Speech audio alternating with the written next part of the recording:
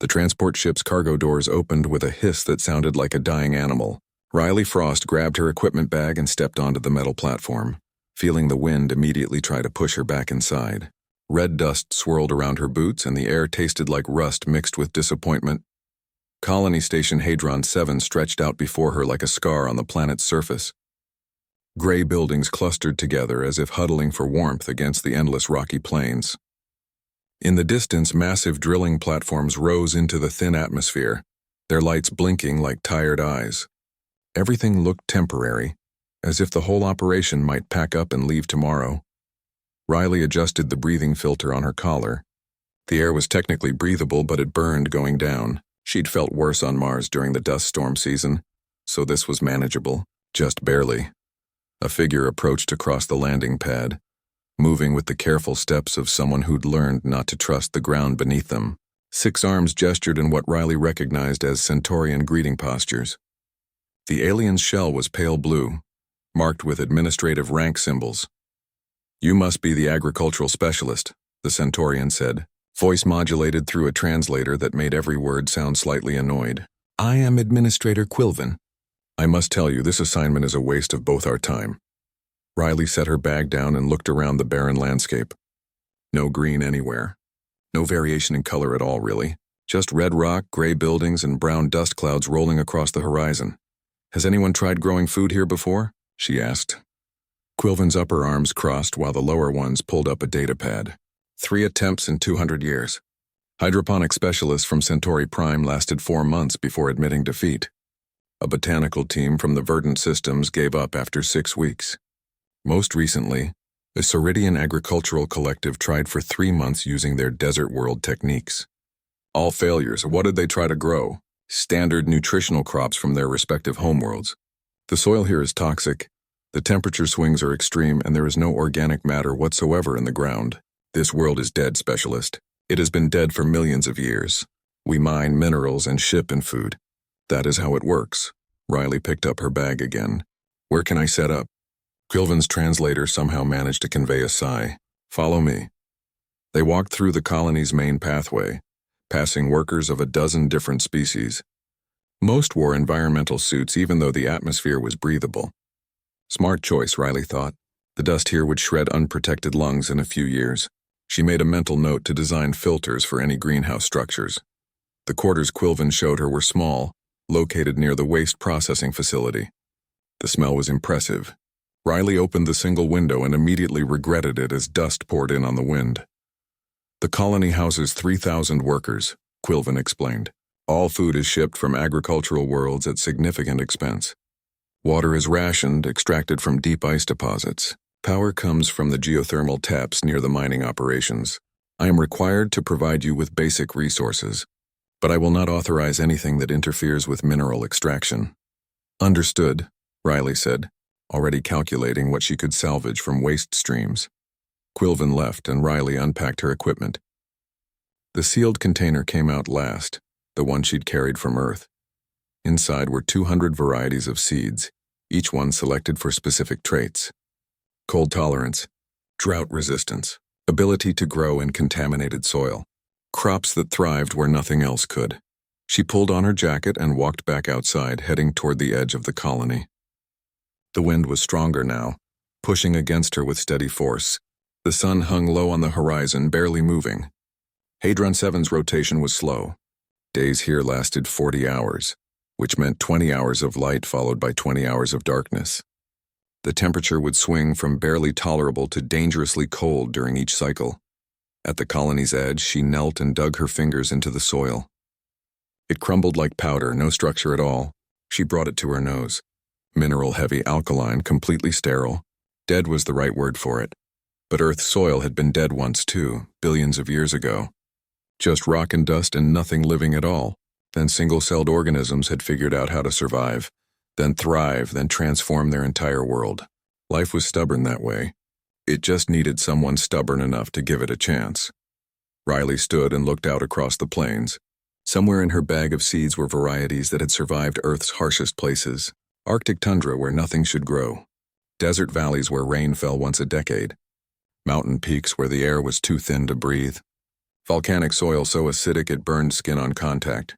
Earth had taught its children to survive anywhere, and in turn those children could teach other worlds the same lesson. A figure approached from behind. Riley turned to see a reptilian alien, scales dark green and scarred from years of hard labor. A sauridian built thick and low to the ground. "You're the human who thinks she can grow food here," the alien said. Not a question. "Riley Frost," she replied. "Foreman Brack. I run the mining crews on the North Platform." He looked out at the same barren landscape she'd been studying. "I was here when the Sauridian Collective tried their desert techniques. Good people. Smart people. They knew agriculture. It didn't matter. This world broke them. What did they try to grow? Heat-loving grains. Cactus variants. Deep-root tubers. All things that worked on Sauridia's dry continents. Everything died within weeks. Soil poisoned them, or the cold killed them, or they just gave up trying to pull nutrients from sterile dirt." Riley nodded slowly. They tried to grow Sauridian crops on a non-Sauridian world.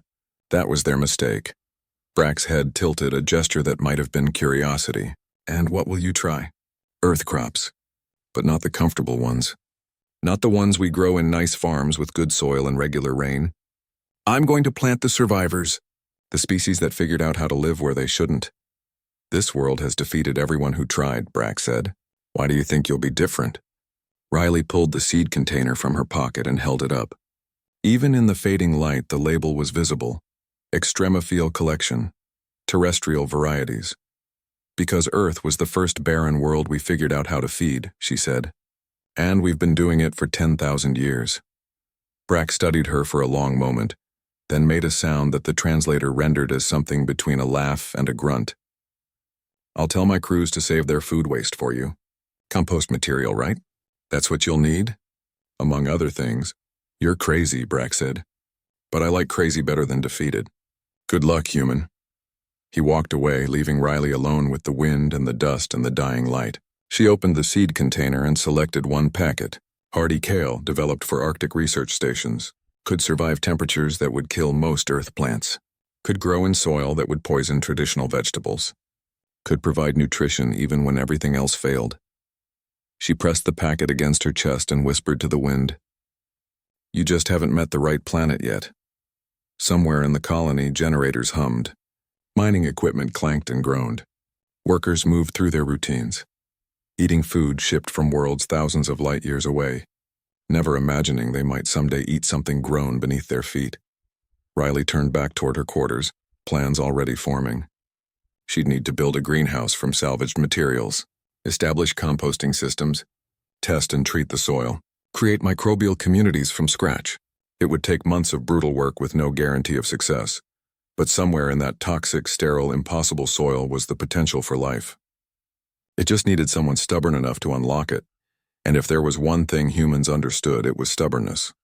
3 weeks of backbreaking work had transformed a corner of the colony's waste management sector into something that barely resembled a greenhouse. Riley stood inside the structure, hands covered in dirt and recycled sealant, surveying what she'd built from materials nobody else wanted. The frame came from broken mining equipment, welded together by a maintenance worker who'd taken pity on her. The transparent panels were salvaged from damaged environmental suits, patched and sealed with industrial adhesive.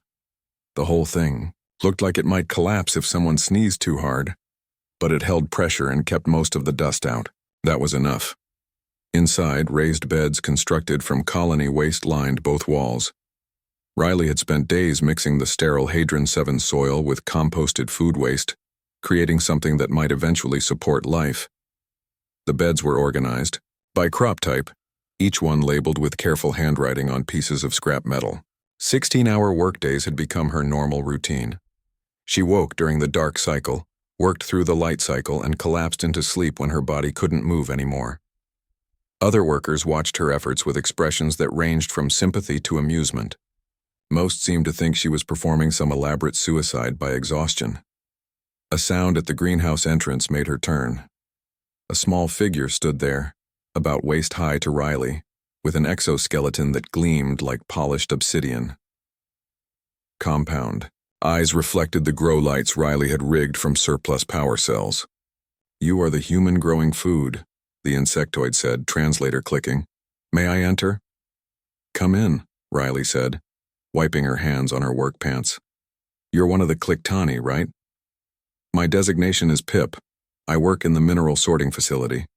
The small alien moved closer, antennae quivering. I have never seen plants grow before. My homeworld was destroyed when I was newly hatched. I know of plants only from educational files. Riley felt something tighten in her chest. She'd heard about the Cliktani worlds, 3 planets sterilized by solar radiation when their star went unstable. Most of the species had died. The survivors scattered across the galaxy, working wherever they could find employment. Would you like to help? Riley asked. Pip's antennae straightened. I have no agricultural training. Neither did I when I started. Someone taught me, so now I'll teach you. Riley gestured to a bag of treated soil. First lesson is about dirt.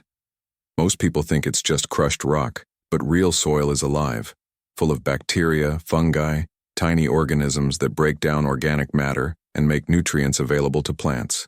She scooped up a handful of the mixture she'd been preparing. The soil here on Hadron 7 is dead, no life in it at all, so we have to build a living soil from scratch. That's what we've been doing for 3 weeks, taking food waste from the colony, letting it decompose, mixing it with the native soil and introducing microorganisms from Earth.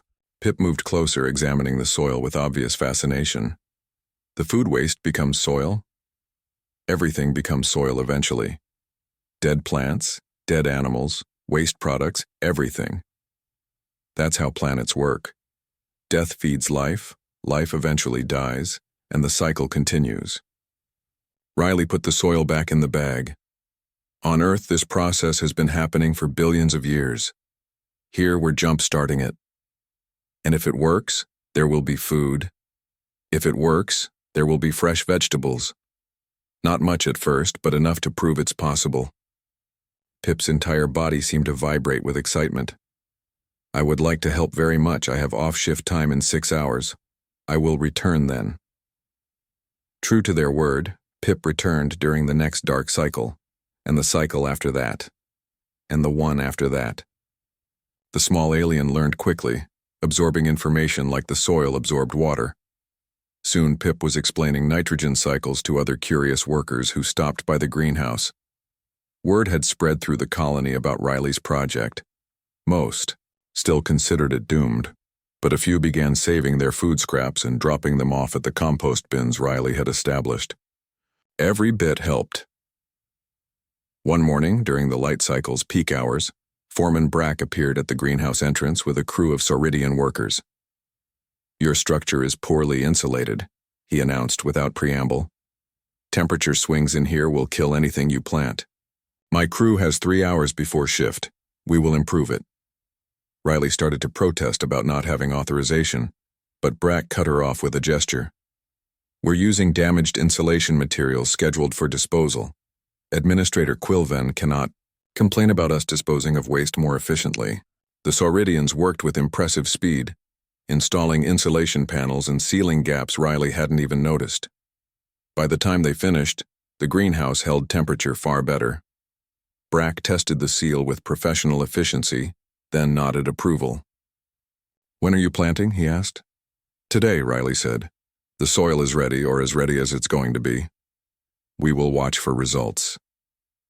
That afternoon, with Pip assisting, Riley planted the first seeds, hardy kale bred for Arctic conditions, potatoes that could survive frost and drought, beans that fixed nitrogen in poor soil, radishes that grew fast and broke up compacted earth. Every seed went into carefully prepared beds with treated soil and measured water rations. Riley had explained her methodology to dozens of skeptical workers by now. She'd selected crops that thrived in Earth's harshest climates, places where most species wouldn't even attempt agriculture. Arctic research stations where growing seasons lasted 6 weeks. High-altitude outposts where oxygen was scarce and temperatures brutal. Desert settlements where water was more precious than gold. Volcanic islands where the soil was toxic with sulfur and heavy metals. Humans had figured out how to grow food in all those places because they had to. Humanity's homeworld was not gentle. It was a planet of extremes, of hostile environments, of places that tried very hard to kill anything living there. And in learning to feed themselves despite all that, humans had become the galaxy's unexpected experts in impossible agriculture. The electrical storm hit 3 days after planting. Riley had known storms were common on Hadron 7, but knowing and experiencing were different things. Lightning cracked across the sky in patterns that seemed almost angry. Wind screamed through the colony's corridors. And her greenhouse, built from salvaged materials and hope, began to shake apart. She ran through the storm, environmental filter barely keeping the dust out of her lungs. Pip appeared from somewhere, moving with surprising speed despite their small size. Together they reached the greenhouse just as one of the transparent panels tore loose and went tumbling across the colony grounds.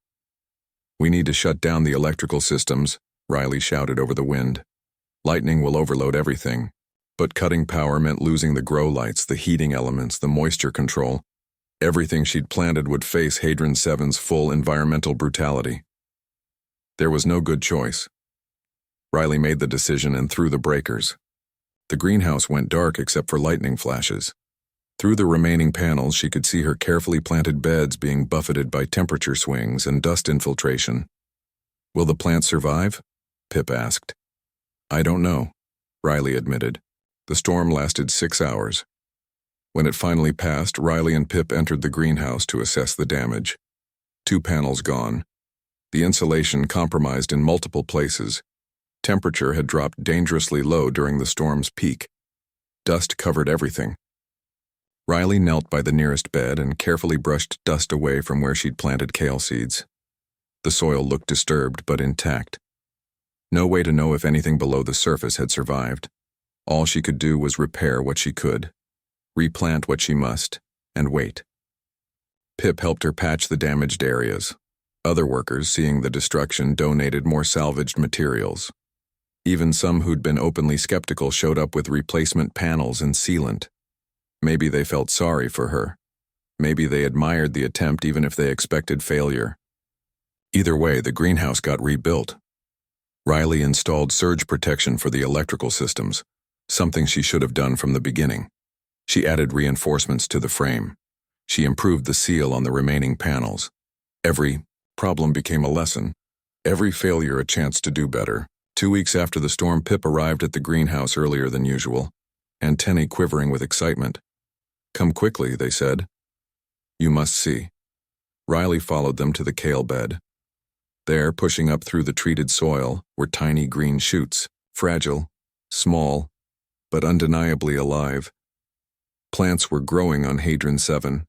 The impossible thing was happening. Riley knelt beside the bed, hand trembling as she gently touched one of the shoots.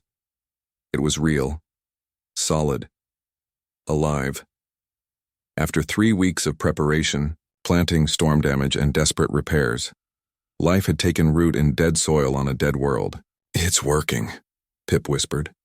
"It's working," Riley agreed. By that evening, word had spread through the entire colony. Workers found excuses to pass by the greenhouse, peering through the panels at the tiny green shoots. Some just stared. Others made comments that translators rendered as variations of disbelief and amazement. Administrator Quilvin arrived the next morning demanding inspection. Riley showed them the shoots, explained the process, detailed the resources used. All salvaged materials, all waste streams, all volunteer labor. "This changes nothing," Quilvin said. "A few shoots prove nothing. Let us see if they actually produce food." But their voice carried less certainty than before. And when Quilvin left, Riley noticed they glanced back at the greenhouse one more time, as if trying to understand what they were seeing. Riley returned to the plants, checking soil moisture and temperature. Pip worked beside her, learning to recognize signs of plant health and stress. These tiny shoots were just the beginning. If they survived to harvest, if they actually produced food, then everything would change. The impossible thing was happening. Now they just had to keep it happening.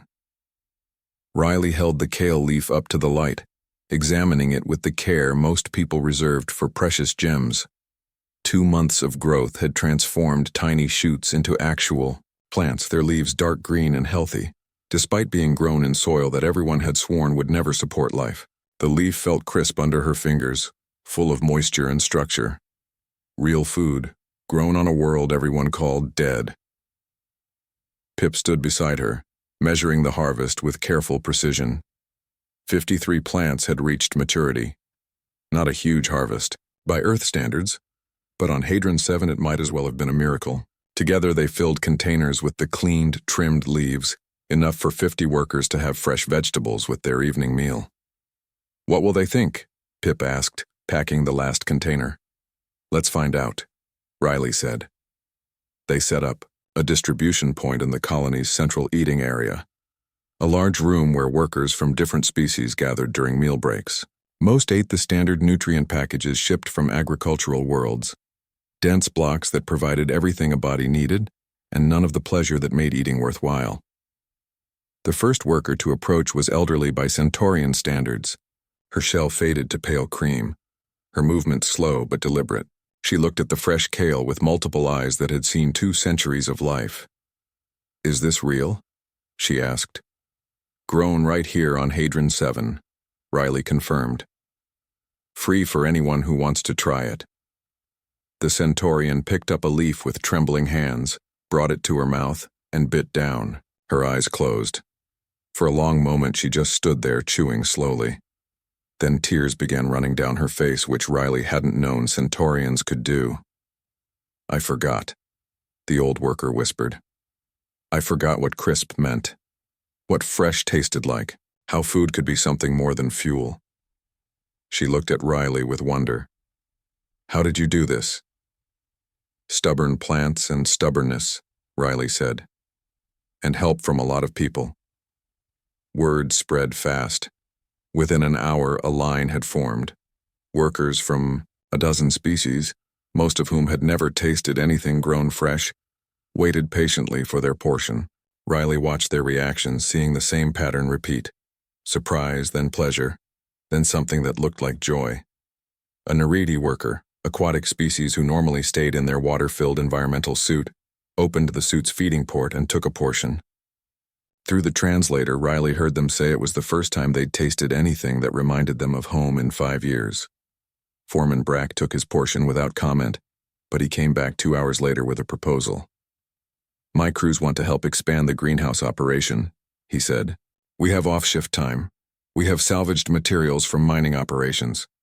And now we have proof it works. What do you need?" Riley pulled out the plan she'd been working on for weeks.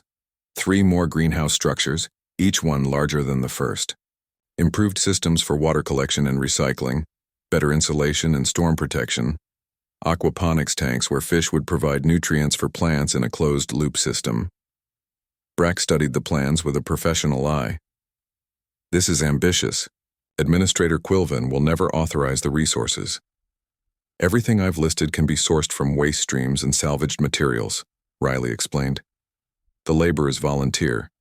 The only thing I need is permission to use space that's not currently being utilized. And the water? Condensation collection systems. We can harvest moisture from the air in the greenhouses, recycle water from the aquaponics, and use runoff from the colony's cooling systems. It's about efficiency, not allocation."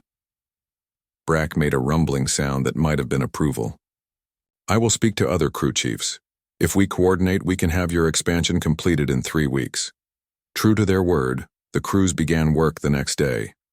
Riley found herself coordinating a construction effort that involved multiple species working together, each bringing different strengths. Sauridians handled heavy framework. Insectoid Cliktani did delicate electrical work. Narration workers designed superior water management systems, drawing on principles from their aquatic homeworld.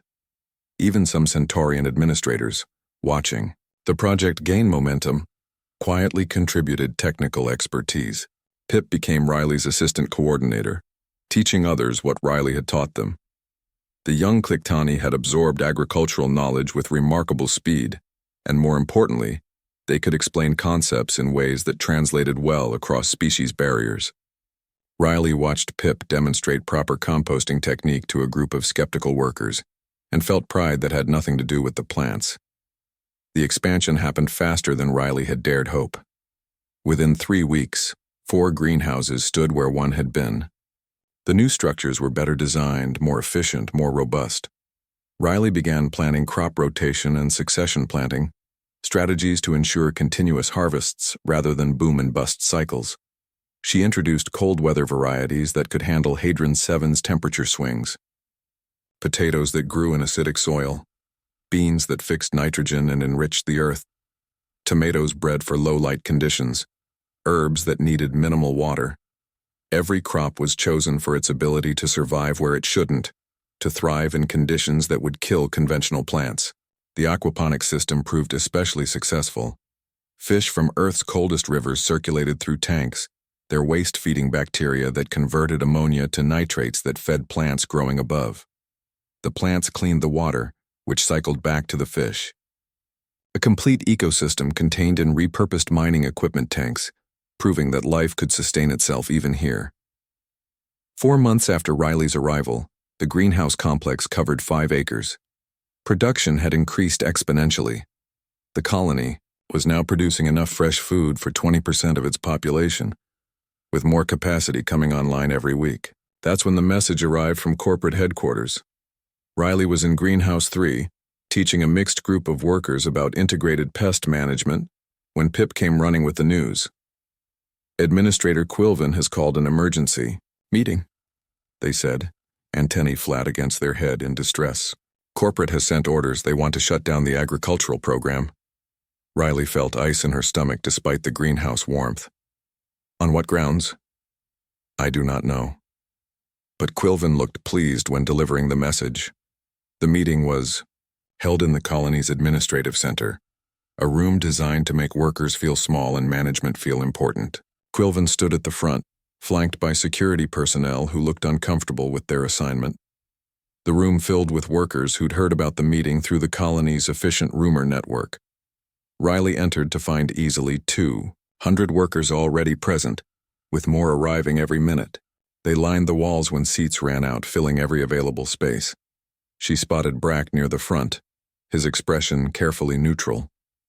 Pip stood near the door, surrounded by other Clicktenny workers. Quilvin called the meeting to order with obvious satisfaction. I have received direct instructions from corporate headquarters regarding the unauthorized agricultural development on this colony. Despite multiple warnings about resource allocation and operational priorities, this project has continued to expand beyond its original scope. Corporate has determined that this operation represents a misuse of colony resources and must cease immediately. What resources? Brack's voice cut through the room. Every material used was salvaged waste.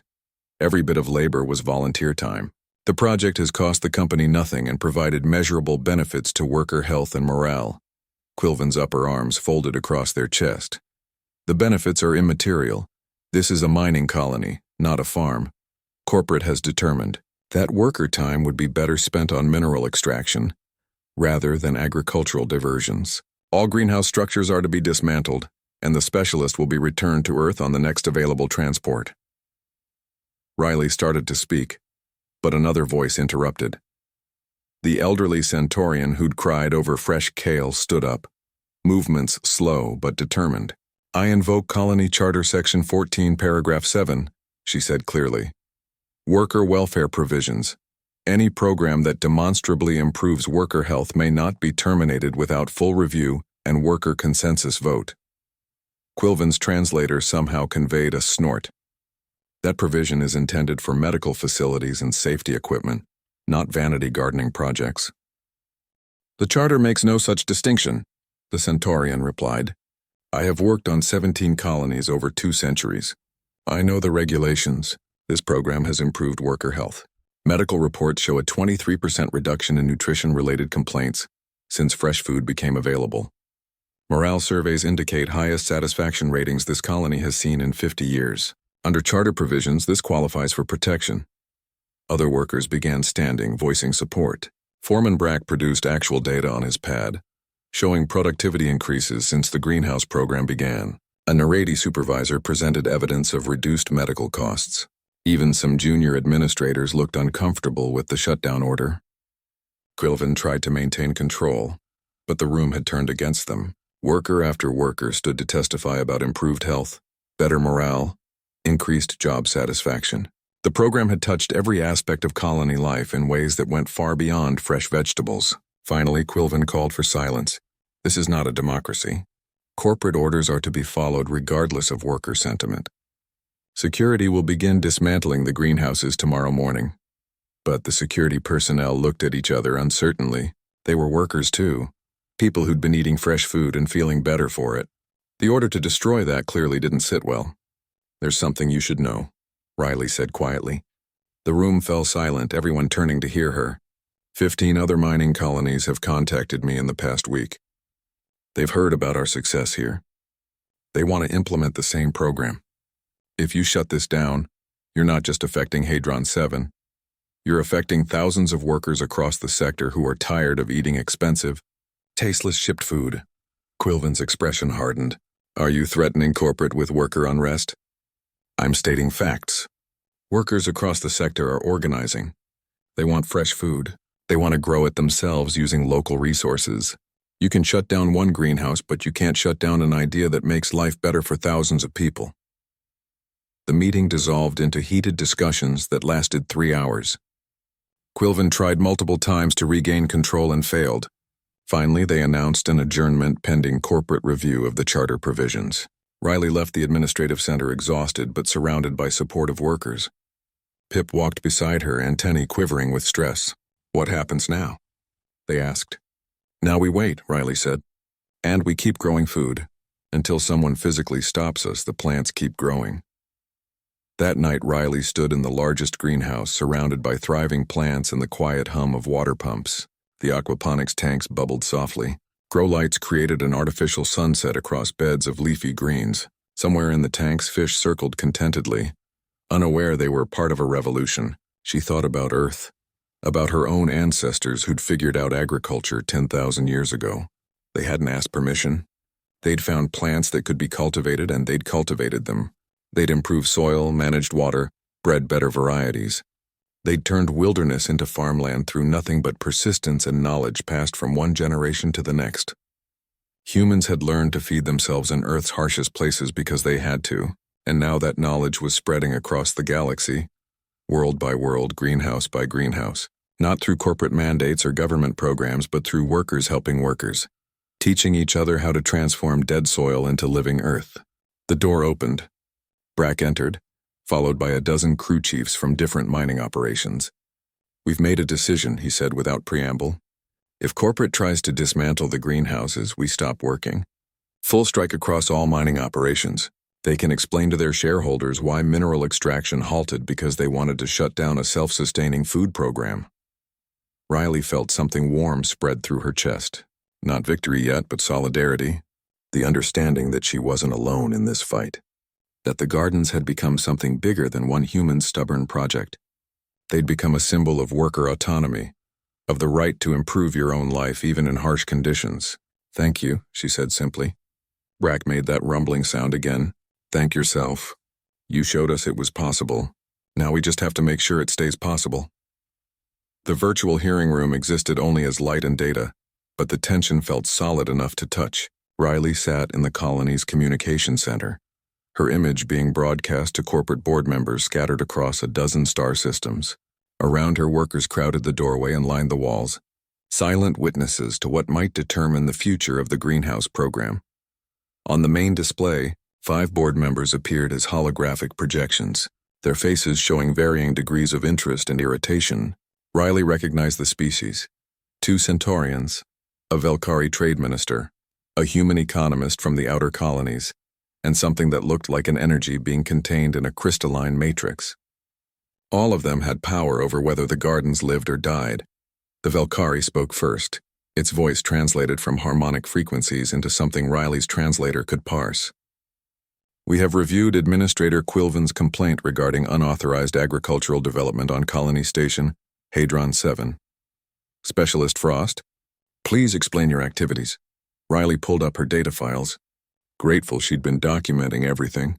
I was assigned to Hadron 7 to assess agricultural feasibility. In 4 months, I've established a greenhouse complex that produces fresh food for 20% of the colony population, using only salvaged materials, volunteer labor, and water that would otherwise be wasted. The program has cost corporate exactly nothing while providing measurable benefits. She displayed production charts, nutritional analyses, cost comparisons. The numbers were clear. Fresh food grown on site was vastly cheaper than shipped supplies once the initial setup was complete. And the setup had been completed with zero corporate investment. One of the Centaurian board members, their shell marked with commercial clan patterns, leaned forward. The concern is not cost but precedent. If workers can simply establish independent food production without proper authorization, what prevents them from ignoring other corporate policies? This represents a breakdown in operational hierarchy. With respect, Riley said carefully, this represents workers improving their own living conditions using resources that were being thrown away. The colony charter specifically protects programs that enhance worker welfare. I'm not breaking rules. I'm using protections that already exist in your own regulations. The human board member, an older woman with gray hair and sharp eyes, studied Riley with obvious interest. You've selected very specific crops for this program.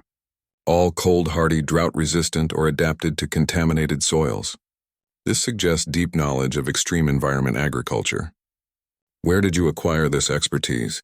Riley felt herself relax slightly. This was a question she could answer with passion. Earth. Our homeworld taught us everything about growing food where you shouldn't. Humans have figured out agriculture in Arctic conditions, in deserts, on mountains, in volcanic soil, in places where most species wouldn't even try. We learned these techniques over thousands of years because we had to. Our planet didn't give us easy options. She pulled up images of Earth's agricultural history. Terraced rice paddies carved into steep mountain slopes, greenhouses in Antarctica, hydroponic systems in desert research stations, floating gardens on polluted rivers, rooftop farms in urban centers where ground space didn't exist. Humans specialize in making hostile environments productive, Riley continued. That's not arrogance. It's just our history. And now that knowledge can help workers across the galaxy who are stuck on difficult worlds like Hadron 7, the energy being's crystalline, matrix pulsed with colors that the translator interpreted as skepticism. Your results on one colony are impressive but potentially unreplicable. What works on Hadron 7 may not work elsewhere. Then let me show you, Riley replied. She displayed messages she'd been receiving from other colonies. 15 different mining operations, each facing similar challenges. Expensive food shipments, low morale, workers who wanted fresh vegetables but couldn't get them. Each colony has different conditions, she explained. Different soils, different temperatures, different challenges. But the principles are the same. Find crops adapted to those conditions. Build soil health from waste materials. Create closed-loop systems that sustain themselves. I've been consulting with agricultural coordinators on 5 of these colonies. They're already seeing preliminary success using techniques I've shared. The Velkari made a sound like wind chimes. So your program is spreading regardless of corporate approval? This supports the concern about operational hierarchy breakdown. Or, Brack's voice came from the doorway, making everyone turn. It shows that workers are solving their own problems when corporate refuses to. I'm Foreman Brack, North Platform Mining Supervisor. I've been on Hadron 7 for 12 years. In Dai, that time productivity has been decent but morale terrible. Workers eat bad food, get sick more often, request transfers constantly. Since Specialist Frost's program began, productivity is up 23%. Medical complaints down by similar margins. Transfer requests have dropped to almost nothing. If that's not enhancing worker welfare, I don't know what is. The elderly Centaurian from the previous meeting appeared on another channel, her image splitting the display. I am Telvari, Records Administrator. I have worked on 17 colonies over 206 years. I know corporate regulations better than most board members. Colony Charter Section 14, Paragraph 7 clearly protects any program that demonstrably improves worker health. Medical data from Hadron 7 shows exactly such improvement. Under charter provisions, this program cannot be terminated without worker consensus vote, and I guarantee such a vote would fail. One of the Centaurian board members' upper arms waved dismissively. Charter protections were designed for essential medical and safety equipment, not hobby farming. The charter makes no such distinction, Telvari replied calmly. I helped write that section 80 years ago. Its intent was exactly this: to prevent corporate from eliminating programs that workers needed, even if those programs didn't directly contribute to mineral extraction. Food security and nutrition are fundamental to worker health. The hearing devolved into legal arguments that made Riley's head hurt. Charter provisions, precedent cases, regulatory interpretations. The board members argued among themselves while she sat quietly, letting the legal experts handle that part of the fight. Finally, the Velkari called for order. This hearing is becoming unproductive. We need additional data before making a decision. It turned to Riley. Specialist Frost, can you provide detailed methodology documentation, complete enough that other agricultural specialists could replicate your results on different worlds? I've been documenting everything since day one, Riley confirmed. I can have comprehensive reports ready in 48 hours. And can you demonstrate that your techniques work on multiple colony types, not just one unusually fortunate case? Riley thought about the messages from other colonies, the preliminary successes they'd reported. Give me access to 5 more colonies facing different environmental challenges. If I can establish successful programs on all 5 within 6 months, that should prove the techniques are broadly applicable. The board members consulted among themselves, their conversation muted from Riley's feed. She watched workers in the communication center, seeing hope and worry mixed in equal measure on faces from a dozen different species. After what felt like an hour, but was probably 5 minutes, the Velkari spoke again. The board has reached a preliminary decision. Administrator Quilvin's request to shut down the Hadron 7 agricultural program is denied pending further review. Specialist Frost is authorized to continue current operations and to establish pilot programs on 5 additional colonies as a proof of concept. However, all programs must operate within existing resource allocations and may not interfere with primary mining operations. Riley felt relief wash through her, but the Velkari wasn't finished. Furthermore, Administrator Quilvin is being reassigned. A new administrator will be appointed, one with background in integrated colony management, rather than pure extraction operations. This board has reviewed productivity data and recognizes that worker welfare does impact operational efficiency. The question is not whether agricultural programs should exist, but how to implement them most effectively. The display showed Quilvin's image, their shell color darkening in what Riley had learned to recognize as fury. But the administrator said nothing. Knowing they'd been overruled at the highest level, the human board member spoke directly to Riley. You've done something remarkable here, Specialist Frost, but remarkable doesn't always scale. We're giving you a chance to prove these techniques work broadly across different environments. Don't waste it.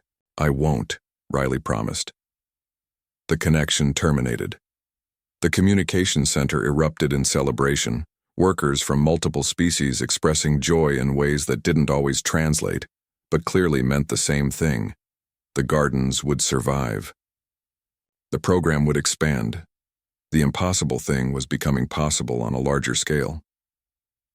Pip pushed through the crowd to reach Riley, antennae quivering with excitement.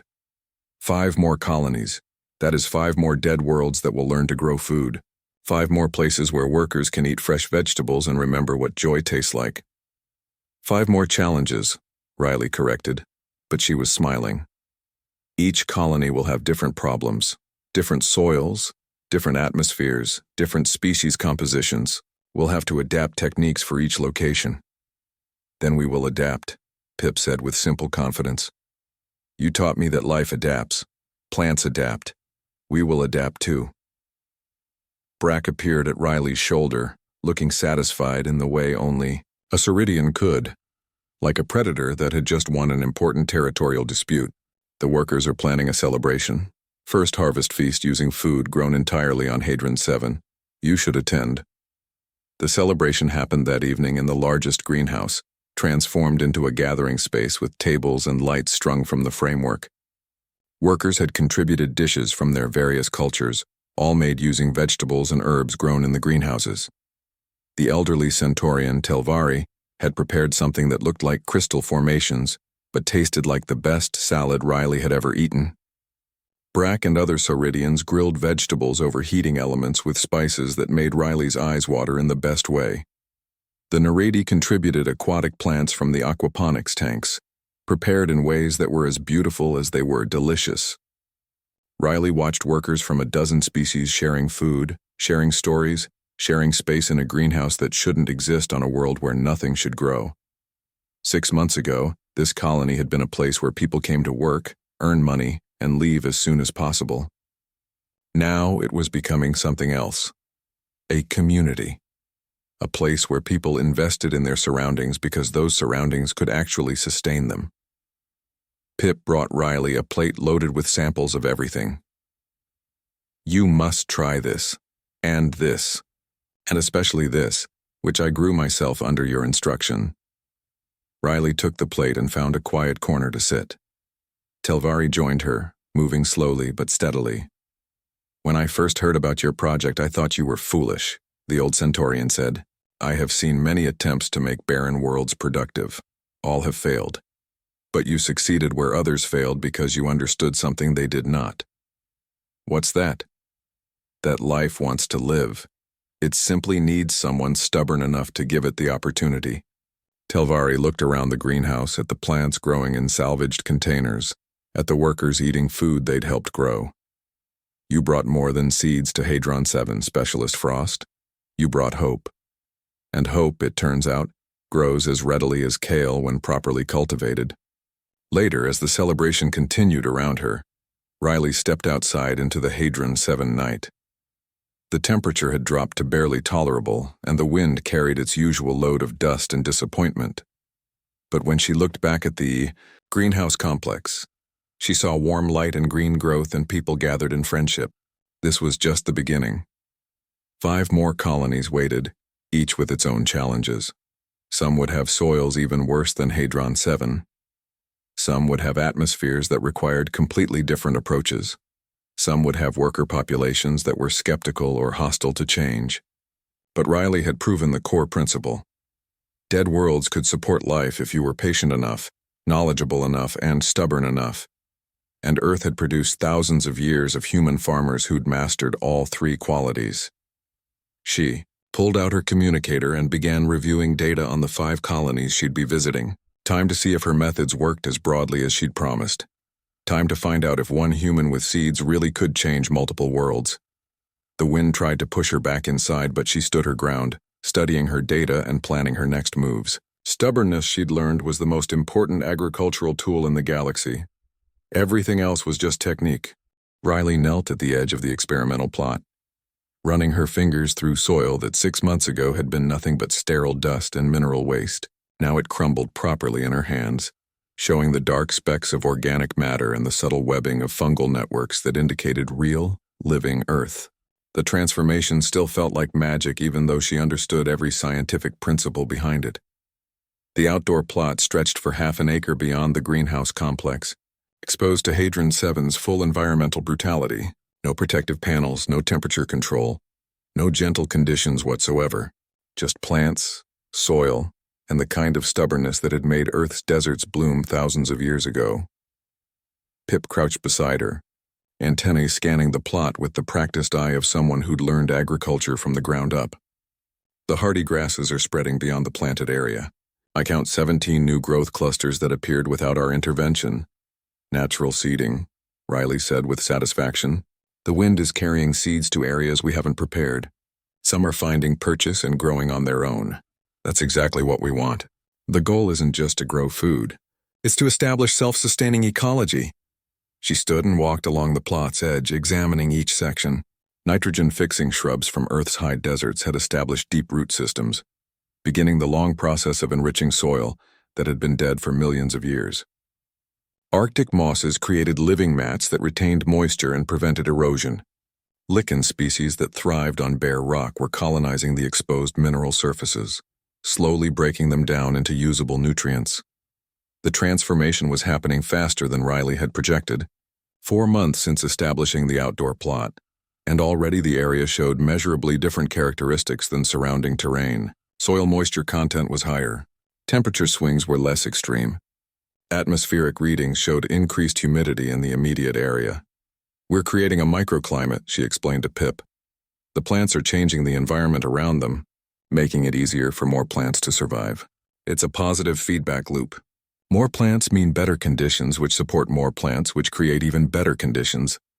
Brack arrived with a crew of workers, interrupting Riley's inspection. Mining operations uncovered something you should see. Bring your analysis equipment. They traveled to the northern platform in a transport vehicle, bouncing over rough terrain that made Riley's teeth rattle. The mining site was a massive excavation, mechanical systems grinding away at Hadron 7's crust in search of valuable minerals. But the operations had stopped. Crews gathered around something unexpected. A Sauridian geologist named Tersh showed Riley what they'd found. Embedded in the rock face, perfectly preserved, were fossils. Not just one or two, but an entire layer of ancient life forms. Plant structures, something that might have been algae, even what looked like primitive animal shapes. Hadron 7 had life, Tersh said, voice full of wonder. Billions of years ago, this world wasn't barren. Something catastrophic happened. Solar radiation, maybe, or volcanic activity that poisoned the atmosphere. But life existed here. Thrived here, even. Riley examined the fossils with growing excitement. She'd been working to bring life to a dead world, never realizing that world had once been alive on its own. The implications were staggering. This changes everything, she said quietly. We're not creating something impossible. We're helping life return to a world that was once its home. News of the fossil discovery spread through the colony, faster than wind across the plains. Workers who'd been interested in the greenhouse program became passionate about it. The outdoor plots weren't just an experiment anymore. They were restoration, returning Hadron 7 to what it had been before whatever catastrophe had sterilized it. Riley modified her plans to account for this new understanding. She began researching what Earth had been like when it was recovering from its own catastrophic events. Mass extinction events, volcanic winters, asteroid impacts. Times when life had been reduced to nearly nothing and then slowly, stubbornly had come back. The patterns were similar. Pioneer species colonizing bare rock, soil formation from decomposing organic matter, gradual increase in atmospheric moisture, temperature moderation as vegetation spread. Earth had recovered from multiple apocalypses. Hadron 7 could do the same, given time and help. 2 weeks after the fossil discovery, Riley noticed something unexpected near the outdoor plots. Small burrows had appeared overnight, tunnels dug into the newly living soil. She set up observation equipment and waited. The creatures that emerged during the dark cycle were tiny, barely larger than Riley's thumb. They looked like a cross between Earth's millipedes and pillbugs with segmented bodies and multiple legs. They fed on the dead plant matter accumulating around the hardy grasses, breaking it down and mixing it into the soil. Native life, Pip breathed, watching the creatures through the observation camera, dormant underground, waiting for conditions to improve. Riley felt chills run down her spine. The fossils had shown ancient life, and she'd assumed it was all extinct. But life, it turned out, was even more persistent than she'd imagined. Some species had survived underground for millions of years, waiting in stasis or extremely slow reproduction cycles for the surface to become habitable again. As moisture and organic matter increased, more dormant life began appearing. Tiny flying insects that had spent eons as preserved eggs, fungal spores that had waited in rock crevices, even something that looked like small lizards, emerging from deep burrows to bask in the weak sunlight near areas where plants grew. The outdoor plot was triggering an ecological awakening. Riley's introduced Earth species were creating conditions that allowed Hadron 7's native survivors to emerge and thrive. The planet wasn't dead. It had just been sleeping, waiting for someone to give it a reason to wake up.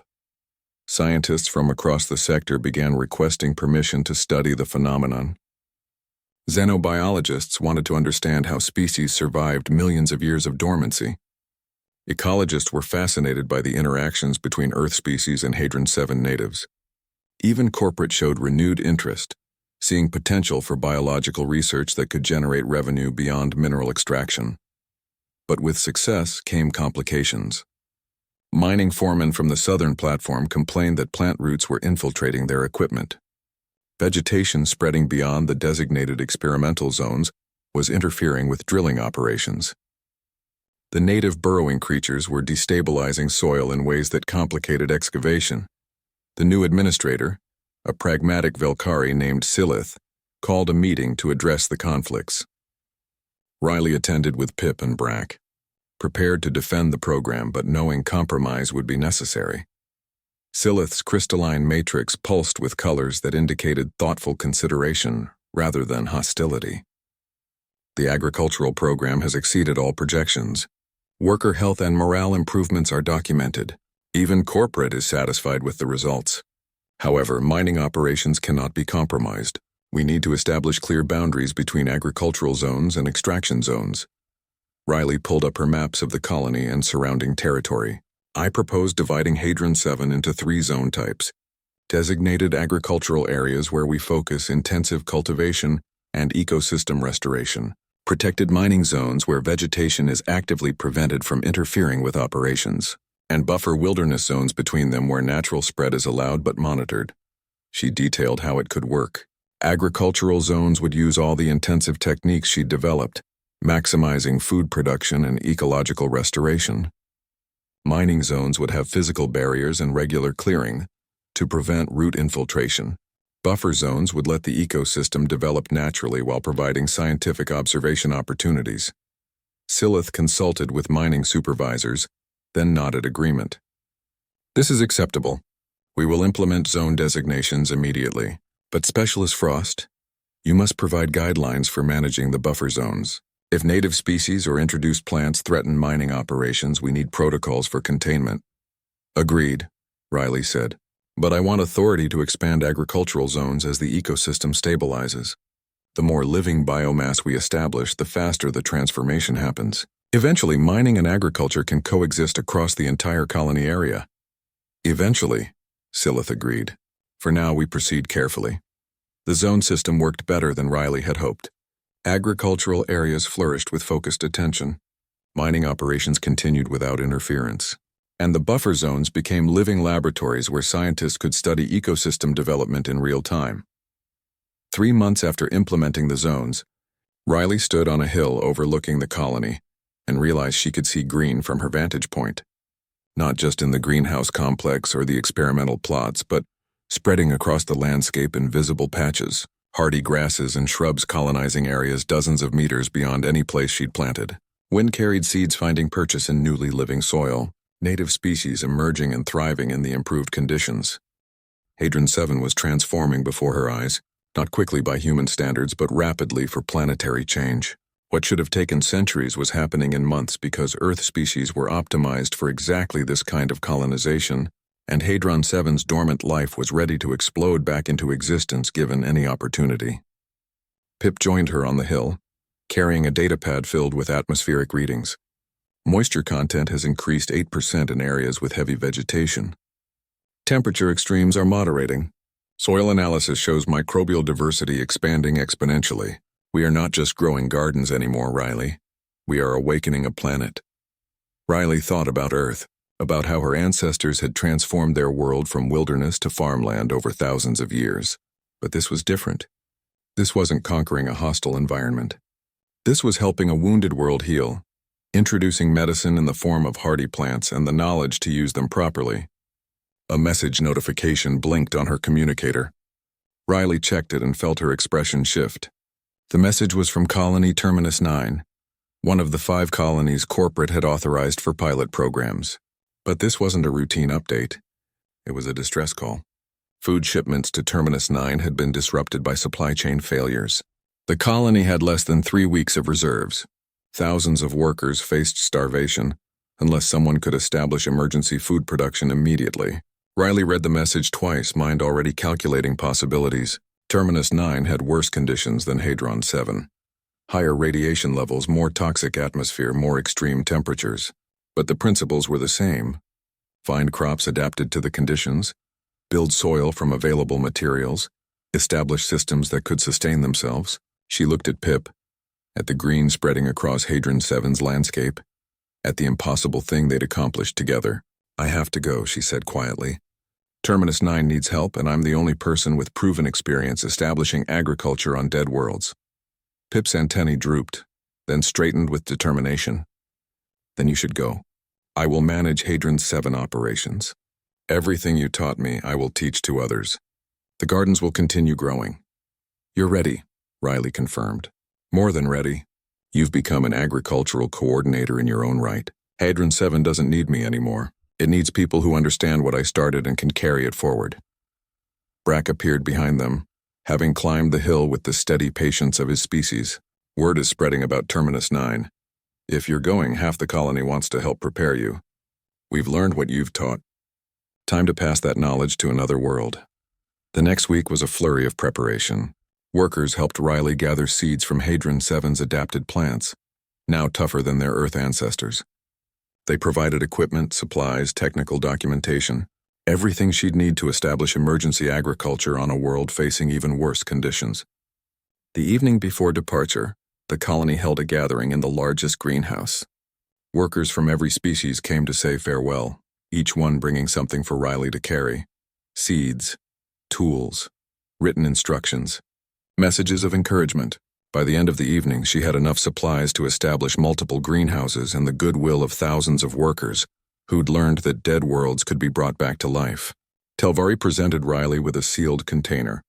Inside were seeds from every plant species now growing on Hadron 7, both Earth-introduced and native species that had awakened. These seeds carry both worlds now, the elderly Centaurian said. Earth's persistence and Hadron 7's resilience. Plant them on Terminus 9. Let them carry hope forward. Riley stood in the greenhouse surrounded by people who'd become friends, looking at plants that had become family. 6 months ago, she'd arrived on a world everyone called dead. Now it was waking up, greening up, coming back to life through the combined effort of workers who'd learned that impossible just meant difficult. Keep growing, she told them. Don't stop with what we've accomplished. Push the boundaries. Expand the zones. Help Hadron 7 remember what it used to be. Pip touched her arm gently. We will. And you will do the same for Terminus 9. Then another world. And another. Until every dead colony has gardens growing and workers eating fresh food. The transport ship waited on the landing pad, already loaded with supplies. Riley took one last look at the greenhouse complex, at the green spreading across the landscape beyond, at the impossible thing that had become reality through persistence and knowledge, and the stubborn refusal to accept that some places were beyond saving. Then she picked up her bags and walked toward the ship, carrying seeds from 2 worlds and the determination to plant them on a third. The cargo hold smelled like soil and possibility. Riley sat among sealed containers of seeds, equipment cases, and documentation files that represented 6 months of accumulated knowledge from Hadron 7. The transport ship hummed around her, engines pushing through the space between worlds at speeds that made distance meaningless and time irrelevant. She'd spent the journey reviewing everything she knew about Terminus 9. The data was grim. Radiation levels 3 times higher than Hadron 7. Atmospheric toxicity that required filtered breathing for most species. Temperature swings that made Hadron 7 look comfortable. The colony had been established purely for rare mineral extraction, and conditions were so harsh that workers signed short-term contracts with hazard pay that reflected the risk. And now, with supply chain disruptions cutting off food shipments, those workers faced starvation in less than 3 weeks. Riley opened the container Telvari had given her, examining the seeds inside. Each one represented adaptation and survival. Earth species that had learned to thrive on Hadron 7's harsh conditions. Native Hadron 7 species that had awakened from millions of years of dormancy. A fusion of 2 worlds stronger for their combination. The ship's captain, a gruff Sauridian named Wersh, appeared in the cargo hold doorway. We're approaching Terminus 9, you should see this. Riley followed him to the observation deck. Through the viewport, Terminus 9 hung against the black like a wound. The planet's surface was mottled gray and sickly yellow, clouds swirling in patterns that suggested violent atmospheric conditions. No blue, no green, nothing that indicated life or even the possibility of it. Worst posting in the sector, Wersh said flatly. I've hauled supplies here for 8 years. Never seen anyone last more than 2 years on planet. The place breaks people. Then maybe it's time the place got fixed, Riley replied. The landing was rough, turbulence throwing the ship around as they descended through the toxic atmosphere. When the cargo doors opened, Riley immediately understood why Terminus 9 had such a terrible reputation. The air tasted like chemicals even through her breathing filter. The wind carried not just dust but what looked like ash, remnants of volcanic activity that apparently never stopped. The colony itself was buried half underground, buildings reinforced against conditions that wanted to crush them. A figure waited at the landing pad, environmental suit completely sealed, unlike the partial protection most workers used on Hadron 7. Through the suit's faceplate, Riley saw a human face, weathered and exhausted. "Dr. Riley Frost?" the figure asked, voice crackling through suit speakers. "I'm Coordinator Yuki Tanaka. Thank you for coming. We're desperate." They descended into the colony's underground sections where thick walls provided protection from radiation and toxic atmosphere. The corridors were narrow, cramped, designed for efficiency rather than comfort. Workers they passed looked tired, moving with the careful conservation of energy that came from restricted rations. Yuki brought Riley to a conference room where colony leadership had gathered. 24 faces from multiple species, all showing the same expression, hope mixed with doubt. "Our situation is critical," Yuki began without preamble. "Food reserves will last 19 days at current rationing. Alternate supply routes are being established, but the earliest shipment is 32 days away. We have a gap of 13 days where we'll have no food whatsoever. People will die unless we find another solution." Riley set her equipment case on the table. "Tell me about your resources." "Water availability, power generation, available space, waste streams, anything we can work with." The discussion that followed painted a bleak picture. Water was extracted from underground ice, heavily rationed. Power came from geothermal sources, barely adequate for life support and mining operations. Space was limited, every square meter dedicated to essential operations. Waste management was minimal. Most refused being launched into orbit rather than processed locally. "What about radiation shielding?" Riley asked. "If I establish greenhouses, they'll need protection from surface conditions." "We have some lead-lined storage areas that might work," Yuki said. "Originally intended for sensitive equipment. But they're small. Maybe enough space for 3 modest greenhouses at best." Riley did rapid calculations. 3 greenhouses wouldn't feed thousands of workers, but they could provide critical nutritional supplements that would stretch remaining food reserves. Vitamins, minerals, fresh plant matter that could supplement processed rations and keep people alive until shipments arrived. "Show me the spaces," she said. Riley marked the messages for later response and returned to her preparations. Perseus 4 needed emergency food production established in 4 weeks. After that, 2 more colonies had critical situations. Then regular consulting visits to a dozen established programs. Then training sessions for new agricultural coordinators. The work was endless, but that was fine. Dead worlds needing awakening were endless too. She thought about Hadron 7, green and growing now, a planet remembering life. About Terminus 9, surviving against impossible odds through workers who'd learned to feed themselves. About all the colonies across the galaxy where food was becoming something. People grew themselves rather than something shipped from distant worlds. The transformation was spreading, one greenhouse at a time. Not through corporate mandates or government programs, but through workers teaching workers, sharing knowledge that had been accumulated over thousands of years of human agriculture. The simple truth that soil could be built, plants could be adapted, and life could thrive anywhere if given proper support and enough stubbornness. Riley pulled out her seed collection and selected varieties for Perseus 4.